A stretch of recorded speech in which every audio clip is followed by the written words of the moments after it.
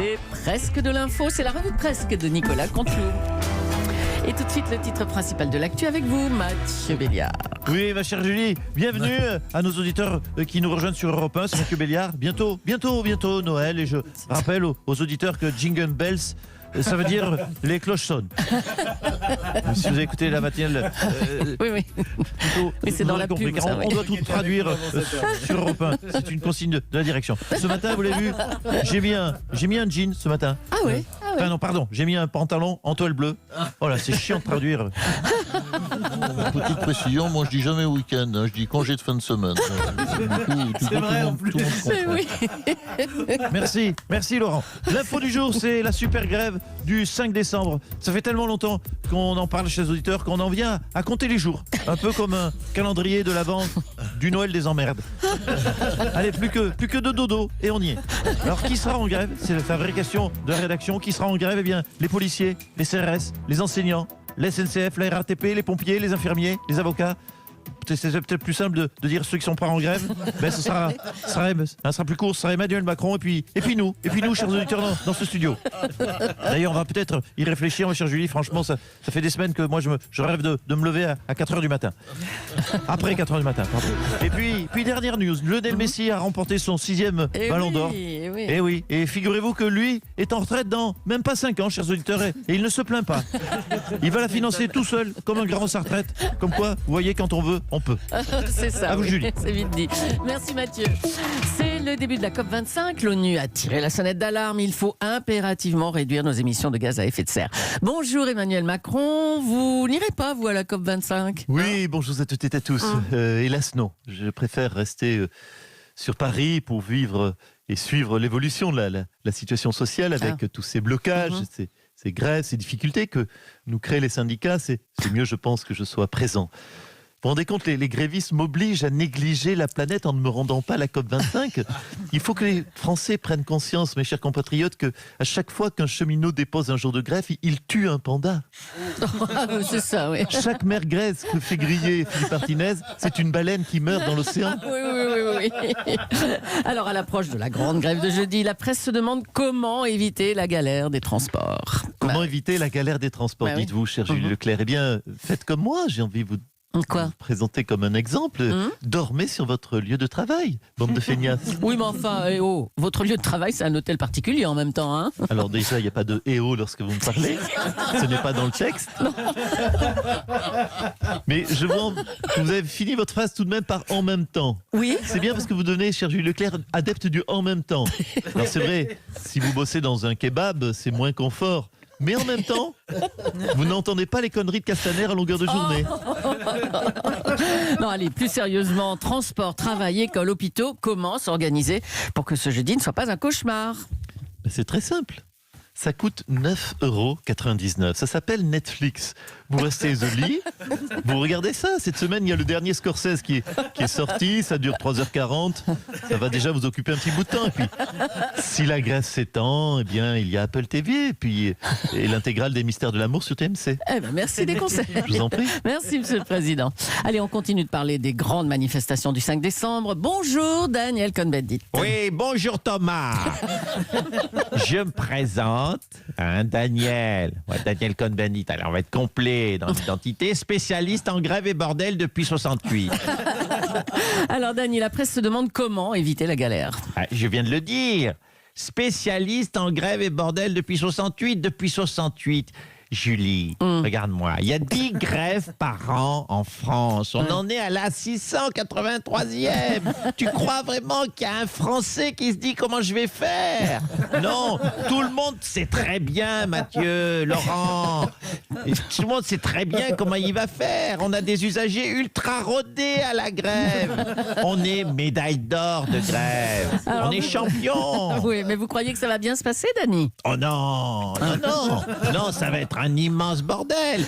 Mais attends, Julie, le Français qui bosse, il a connu les gilets jaunes, la guerre civile, 68, les grèves de Vaquet de 86, il a connu Juppé 95, que même Attal, il avait 6 ans, il était en culotte courte, le CPE, oui j'écoute, le CPE de 2006, la loi El Khomri de 2015. Il a eu François Hollande président, le français. Donc, tu vois, voilà, la France, c'est Koh-Lanta. Il faut savoir marcher 30 km, vivre 3 jours sans manger, construire un abri de fortune si son RER ne vient pas. Et ça, le français, il sait tout faire. C'est Koh-Lanta. Merci, Dany. De rien, Thomas. Allez, autre chose, il faut sauver le système français de retraite. C'est la phrase clé utilisée par Édouard Philippe et Emmanuel Macron pour faire passer cette réforme des retraites. François Hollande, bonjour. Oui, bonjour. Alors, votre sentiment? Bien, déjà, Guillerel, je oui, perçois, quand vous dites il faut sauver le système de retraite, la phrase clé utilisée par oui. Édouard Philippe et Emmanuel Macron, il faut sauver le système de retraite. Je perçois déjà la prétention du propos. Sauver, il faut sauver. C'est plus un président qui parle, c'est un Avenger. C'est Iron Man, c'est Boris Man plutôt. Est-ce que moi, vous m'avez déjà entendu promettre aux Français de sauver quelque chose? Bah non, jamais. Jamais. Non. Jamais, pourquoi? Parce que j'avais, comment vous dire, cette forme d'humilité, de chevillé au corps. Vous savez, dans ma vie, j'ai promis une fois d'inverser une courbe. J'ai pas véritablement réussi. En tout cas, pas dans les délais prévus. Alors, Juppé a eu ses grèves en 95. François Fillon a mis les Français dans la rue sur la même réforme. C'était en 2003. Mais c'est quoi le secret? La méthode Hollande. Bah, c'est-à-dire? Écoutez, ouvrez les yeux. Macron veut aller trop vite. Moi, je n'allais pas trop vite ou trop lentement. Je n'allais juste pas. Et ça vous a permis, reconnaissez-le, à tous de vivre ces 5 ans de bonheur et de plénitude de 2012 à 2017, n'est-ce pas? Ouais, si vous le dites. Allez, à bientôt. C'est quoi c'est moi si vous le dites? C'est wow, c'est quoi c'est un enchaînement, voilà. Allez, un sujet automobile maintenant. 2020 sera une année noire pour la production française. Le chef du gouvernement a demandé au ministre de l'économie un plan pour sauver la filière auto. Bonjour Bruno Le Maire. Oui, bonjour Julie. Bonjour Monsieur Béliard. Bonjour à tous les joyeux sous-fifres. Pardonnez-moi d'être légèrement trivial, voire même limite soupolé. Hein, mais est-ce que vous pourriez tous aller vous faire cuire le cul, bande de bâtards? Oula, mais calmez-vous. Non, je ne me calmerai pas. Alors on nous emmerde à longueur d'année. Avec la voiture, ça pollue, l'essence, ça coûte cher, il faut rouler moins, arrêtons de consommer des produits polluants. Hein. Du coup, les gens n'achètent plus de bagnoles. Et là, oui, Bruno, tu comprends, faut que tu fasses quelque chose pour sauver la filière automobile. Mais j'ai envie de vous dire, allez tous vous faire en cul. Et pourtant, il va bien falloir trouver une solution. Enfin, la filière automobile, c'est 400 000 emplois en France. Mais la solution, Mme Leclerc, elle est simple. Achetez des voitures, mais ne roulez pas avec, tout simplement. Ben voilà, vous achetez une Renault Kadjar et vous la dépiotez. Avec les sièges, vous faites des canapés pour le salon, des poufs. Avec le capot, vous faites une petite table basse, comme il y en a une chez Monsieur Béliard, paraît-il. Et avec les pneus, ça fait le joli tabouret. Merde à la fin. Vous faites tous Ouh là là là là, on arrête alors. Merci Bruno Le Maire. Allez, direction l'Allemagne maintenant. Coup de tonnerre pour Angela Merkel. Son propre parti a voté pour élire des dirigeants beaucoup plus à gauche qu'elle.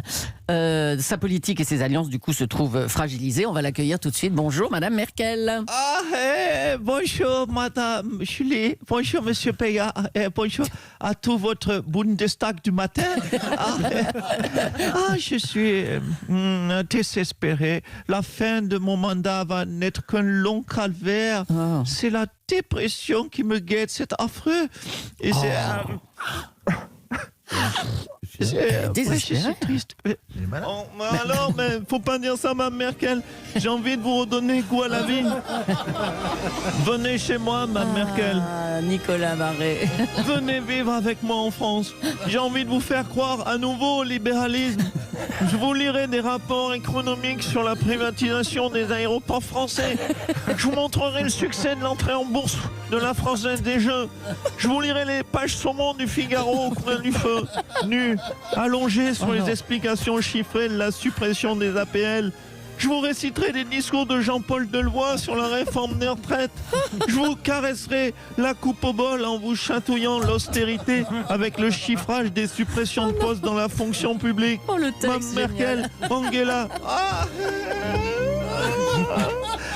Tu me fais rêver, petit Nicolas. tu es tellement jolie avec ton pull vert. On dirait E.T. Oh non. J'ai envie de te croire. Je ne sais pas, je ne sais plus. Oh, ma mère, quelle Angela.